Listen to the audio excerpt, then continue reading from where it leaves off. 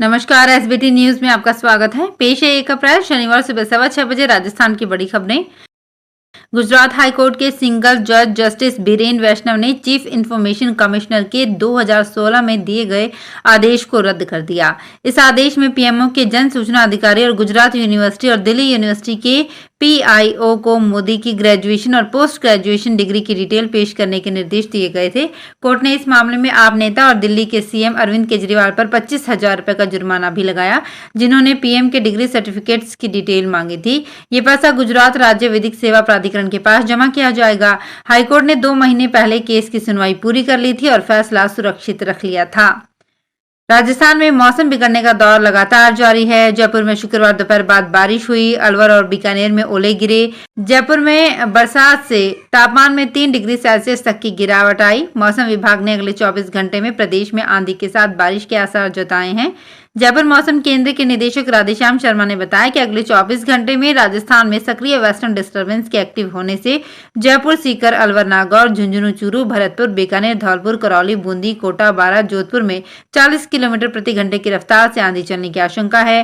तेज हवा के साथ बारिश का भी अलर्ट जारी किया गया है। जयपुर संभाग में कुछ जगहों पर ओले गिरने की भी आशंका है। राजस्थान में चुनावी साल शुरू होने के साथ ही Bharatiya Janata party active mode में आ गई है। प्रदेश अध्यक्ष के बाद अब भारतीय जनता पार्टी जल्द ही राजस्थान में नए नेता प्रतिपक्ष का ऐलान कर सकती है।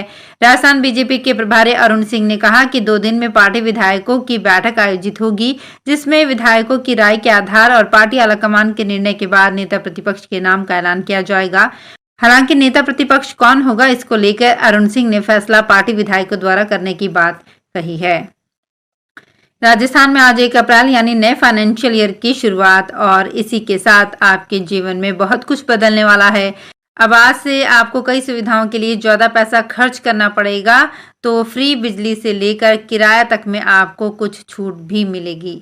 आज से गैस सिलेंडर सस्ता मिलेगा। बिजली के बिल अब किसान और आम उपभोक्ताओं दोनों को थोड़े राहत देने वाले हैं। इसके साथ ही सरकार की कई योजनाएं भी आज से लागू हो जाएंगी। राजस्थान के 11 लाख किसानों को 2000 यूनिट महीने तक की फ्री बिजली मिलनी शुरू हो जाएगी। किसान को रोज 66 यूनिट तक बिजली फ्री मिलेगी। फ्री बिजली का फायदा कृषि कनेक्शन पर मिलेगा। इसी तरह आम बिजली उपभोक्ताओं को 100 यूनिट महीने तक की फ्री बिजली मिलेगी। सीएम अशोक गहलोत ने इस साल के बजट में किसानों को 2000 यूनिट हर महीने तक किसानों और आम उपभोक्ताओं को फ्री देने की घोषणा की थी। उज्ज्वला योजना वाले परिवारों को 500 रुपए में गैस सिलेंडर मिलेगा। हर महीने रिफिलिंग के केवल 500 रुपए देने होंगे, बाकी पैसा राज्य सरकार भरेगी। सीएम ने राहुल गांधी की यात्रा में मालाखेड़ा की सभा में इसकी घोषणा की थी। इसके बाद बजट में इसकी घोषणा की थी। इसे 1 अप्रैल से लागू किया जाएगा। राजस्थान में रोडवेज की बसों में आधा किराया ही देना पड़ेगा। महिलाओं को रोडवेज किराए में छूट 30 से बढ़ाकर 50% मिलेगी। पंजाब कांग्रेस के पूर्व चीफ नवजोत सिंह सिद्धू 1 अप्रैल को यानी आज रिहा होंगे। सिद्धू के ट्विटर पेज पर शुक्रवार को इसकी जानकारी दी गई। ट्वीट में लिखा है कि वरिष्ठ अधिकारियों ने रिहाई की सूचना दी है। सजा के दौरान कोई छुट्टी न लेने का नवजोत सिंह सिद्धू को ये बेनिफिट मिल रहा है। उन्हें रोडरेज केस में 19 मई 2022 को 1 साल कैद की सजा सुनाई गई थी। सिद्धू 20 मई 2022 को जेल गए थे। आम आदमी पार्टी के सांसद संदीप पाठक ने कहा कि हमारी सरकार पर आरोप लगाए जाते थे कि ये रेवड़ियां बांटती हैं, मगर आज राजस्थान में जहां देखो वहां केजरीवाल सरकार का मॉडल देखने को मिल जाता है, मगर असली तो असली ही होता है। उन्होंने कहा कि पूर्व मुख्यमंत्री वसुंधरा राजे मैडम का एकमात्र उद्देश्य यही है कि गहलोत सरकार नहीं गिरनी चाहिए। मैडम और भाजपा दोनों की लड़ाई है। अब जनता को बदलाव चाहिए और इस बात में संदेह नहीं होना चाहिए कि आप पार्टी इनको चुनौती दे सकती है। भ्रष्टाचार निरोधक ब्यूरो ने उदयपुर में आबकारी थाना सलुम्बर के प्रहराधिकारी राजेंद्र प्रसाद को 6000 रुपए की रिश्वत लेते गिरफ्तार कर लिया। रिश्वत की ये राशि लाइसेंस शुदा ठेके को निर्बाध चलने देने तथा परेशान नहीं करने के एवज में मांगी जा रही थी। एसीबी आरोपी को गिरफ्तार कर उसके आवास और अन्य ठिकानों की तलाशी ले रही है।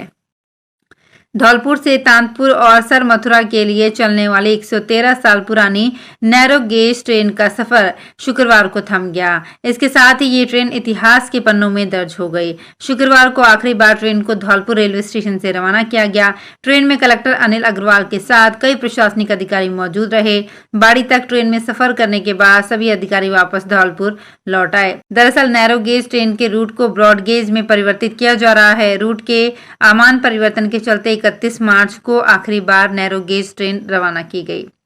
राजस्थान के मुख्यमंत्री अशोक गहलोत के इस महीने पहले या दूसरे सप्ताह में जैसलमेर जिले की यात्रा पर आने का कार्यक्रम प्रस्तावित है।